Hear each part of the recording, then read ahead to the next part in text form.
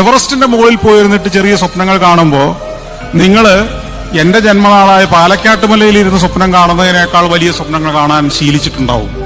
ആ സ്വപ്നത്തിന് സ്വാഭാവികമായിട്ടും വലിപ്പം ഉണ്ടാവും.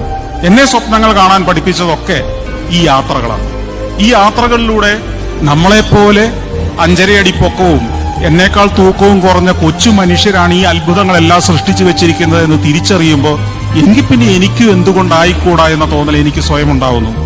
നമ്മളെക്കാൾ കൊച്ചു മനുഷ്യരുടെ ഒരു സമൂഹത്തിൽ ജീവിച്ചുകൊണ്ട് അവരുമായിട്ട് മല്ലയുദ്ധം നടത്തുന്ന ആളുകളാവുമ്പോൾ നമ്മുടെ സ്വപ്നങ്ങളും അവരുടെ സ്വപ്നം പോലെ ചെറുതായി പോകുന്നു.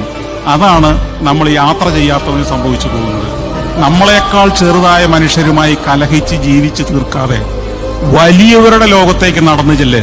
എന്നിട്ട് അവര് കണ്ട വലിയ സ്വപ്നങ്ങളുടെ ഭാഗമാവുക, ആ സ്വപ്നങ്ങളുടെ ഷെയർ ഹോൾഡർ ആവുക. അതിനേക്കാൾ വലിയ സ്വപ്നങ്ങൾ നമുക്കും സാധ്യമാണെന്ന ആത്മവിശ്വാസം വളർത്തുക. അത് മാത്രം മതിയെന്ന് എനിക്ക് തോന്നുന്നത്.